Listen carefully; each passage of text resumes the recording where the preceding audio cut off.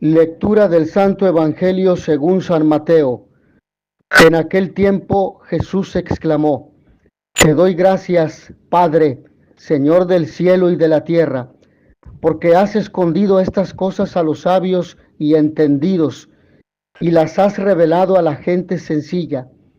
Gracias, Padre, porque así te ha parecido bien. El Padre ha puesto todas las cosas en mis manos.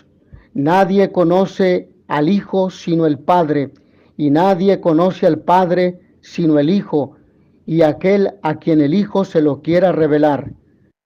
Palabra del Señor. Te doy gracias, Padre. Jesús agradece al Padre, al Creador del universo, al Creador de todo cuanto existe. ¿Y tú agradeces a Dios? ¿De qué tendrías que darle gracias a Dios? Durante el día haces algún momento, alguna pausa para encontrarte con el Señor y agradecerle desde tu corazón por las cosas buenas que te da, por la vida natural que te dio a través de tus padres, por la vida sobrenatural que te dio el día del bautismo, cuando tus padres te llevaron para que fuera derramada el agua sobre tu cabeza mientras el ministro pronunciaba las palabras: te bautizo en el nombre del Padre y del Hijo y del Espíritu Santo. Y desde ese día has sido hijo de Dios, hijo, hija amada del Padre. Dios habita en ti, Dios trino y uno. Desde ese día se te borró el pecado original. Desde ese día fuiste integrado a la iglesia, a la gran familia, a la iglesia católica, a la iglesia de Dios. Le das gracias a Dios por tus padres, por tus hermanos, por tus hijos. Les das gracias a Dios por las cosas buenas que te da el trabajo, la vida, la inteligencia, por la capacidad de socializar, por la capacidad de pensar y por todas las cosas que Dios te da. O tomamos una actitud de mal agradecimiento, somos malagradecidos con Dios y le reprochamos porque no nos da el carro del año, porque no nos da la casa como la que tiene el vecino o el compadre o el amigo, porque no nos da la inteligencia de los demás, etcétera, etcétera, etcétera. Y es una lista enorme de reproches donde vemos las cosas buenas de los demás, pero no vemos las cosas buenas que Dios nos ha dado. Por ello, después de los reproches a la ciudad, a las ciudades impenitentes de alrededor del lago, el Evangelio nos permite entrever el tipo de revelación que Jesús solía tener habitualmente con su Padre.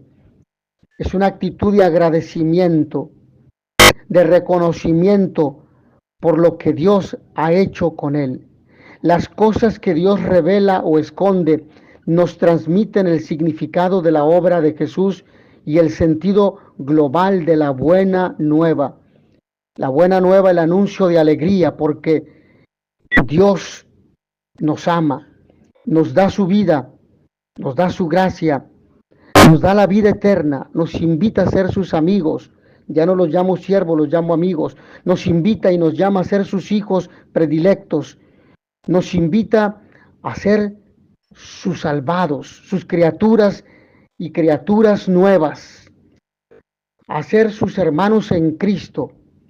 Los sencillos son los pequeños, los que ignoran muchas cosas, ciencias, pero son los que tienen su corazón y su confianza puesta en Dios. Los marginados sociales y religiosamente, la gente que no sabe y que no cuenta para los poderosos de este mundo, son los predilectos de Dios, porque son los anahuim, es decir, los que esperan confiadamente en Dios. Solo aquellos, esos son los anahuim. Ellos son objeto del desprecio por parte de los engreídos escribas y fariseos que, al rechazar al único revelador del Padre, finalmente se quedaron al margen, endurecidos en su pecado. El pecado de soberbia, el pecado de la ceguera, porque la soberbia los cegó para no reconocer en Jesús al Mesías. Y tú y yo lo reconocemos en los pobres, en los necesitados, en la gente que está a nuestro lado, en la gente que sufre, que llora, en la gente de la tercera edad que hoy sufre el terrible trauma del abandono y de la soledad porque han sido abandonados, marginados y olvidados por sus propios hijos. ¡Qué ingratitud! Dios nos ama y nos salva a todos. Presenciamos una escena extraordinaria y habitual a la vez, que es visible cada vez con más frecuencia y que supone un cauce para querer legalizar la supuesta prepotencia del hombre y no contar con aquel que le da todo lo que es y tiene. Esta escena supone una manifestación de la naturaleza herida del hombre y la conciencia de la corrección de parte del Señor. También tenemos ante eso el ejemplo y esperanza de los santos. Lo más grande siempre se nos ha mostrado en lo más pequeño. ¿Por qué Dios nos regala tan frecuentemente esta enseñanza aplicable en ambos sentidos? Es decir, para que reconozcamos que nuestras acciones son obra de Dios y no de nosotros. Son obra de Dios a través de nosotros y que nuestra pobreza no impide que hagamos las obras de Dios. ¿Creemos esto? ¿Por qué el hombre desea la independencia, prepotencia, orgullo, la soberbia de ser más y mejor? Como si se tratase de un Dios tirano que castiga y machaca al enemigo con saña, dándonos a otros la razón. Nuestro Dios es un Dios que salva a todos sin excepción. No tiene preferencia por nadie, es decir, a estos los prefiero y a los otros los excluyo, no. Dios, sin embargo, tiene un cariño especial por los pobres, los necesitados, los marginados, porque sabe que si el mundo lo rechaza, sabe que su amor los levantará. Lo que consideramos venganza, etcétera, es únicamente el fruto o consecuencia de nuestras malas acciones, que antes o después se vuelven y ejecutan el mal del que proceden. Aún así, precisamente en esa realidad, Dios nos ama y nos salva a todos. Dios de la venganza, Dios no es un Dios de la venganza. Cuando el hombre débil, pobre y pequeño se siente atacado, amenazado, pisoteado, recurre a Dios. Sabemos que Él se ha comprometido a defender y salvar al pobre, y aunque la experiencia actual nos parezca que triunfa, ahí está el Dios Salvador que requiere nuestra confianza. Quizás es incorrecto llamarle Dios de la venganza y poner en sus manos los castigos infringidos. Sabemos que esta expresión es fruto de los pueblos guerreros y se queda en el hombre indefenso que acude a Dios. Pero no, sabemos bien que si Dios es el de los pobres y pequeños, es por pura misericordia y que Él nos ha creado de tal manera que el mal no lo maneja Dios para la venganza, sino que el mismo mal rebota contra sí mismo y se destruye, porque en el hombre solo acampa la bondad y la verdad como la imagen de Dios en nosotros que somos. El Dios del amor nos ha hecho seres para el amor, y solo en la medida que amamos somos nosotros y nos asemejamos más a Dios, porque venimos de Dios y Dios es amor y estamos llamados a vivir en el amor a Dios sobre todas las cosas y al prójimo como a nosotros mismos. Dios lo sabe todo, lo ve y lo oye, y en su justicia defiende a los rectos de corazón. Importa mantenerse unidos a Él porque su esencia es el bien y el amor, y a su amparo siempre venceremos a su tiempo. La condición no apartarse del Dios de mi salvación, manteniéndose pequeños, orar en todo momento. En aquel momento, Jesús acaba de descubrir ante el pueblo la infidelidad, la no correspondencia a sus dones, su entrega, su predilección por ellos. El pueblo escogido, podríamos decir que se siente defraudado, un poco rendido ante la evidencia de no encontrar respuesta tras haber mostrado y realizado su dedicación y entrega.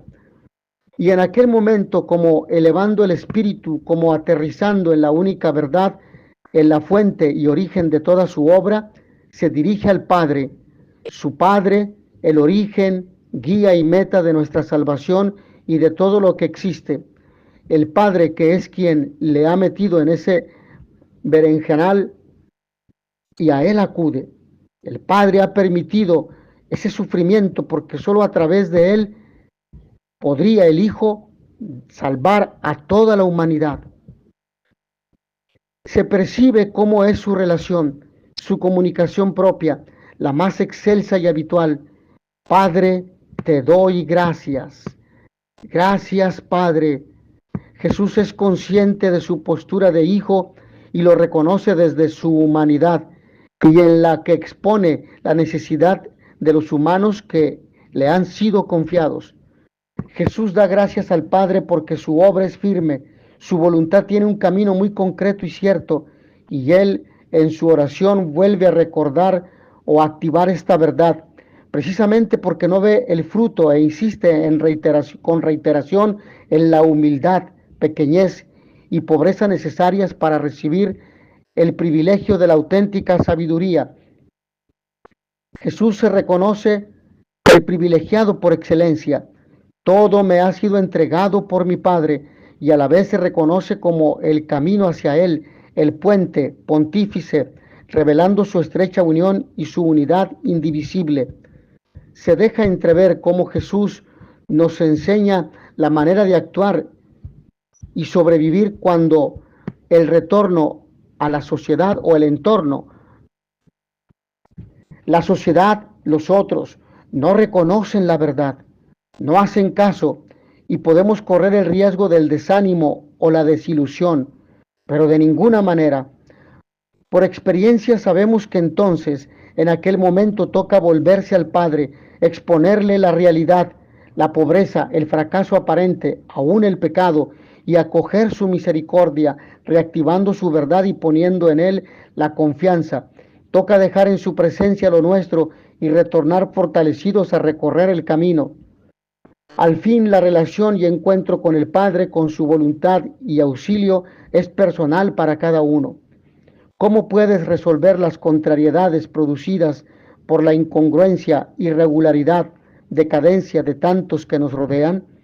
Mis hermanos, que a todos ustedes el Señor los bendiga y les dé la paz. Y notitia veritatis proficere, pax et bonum.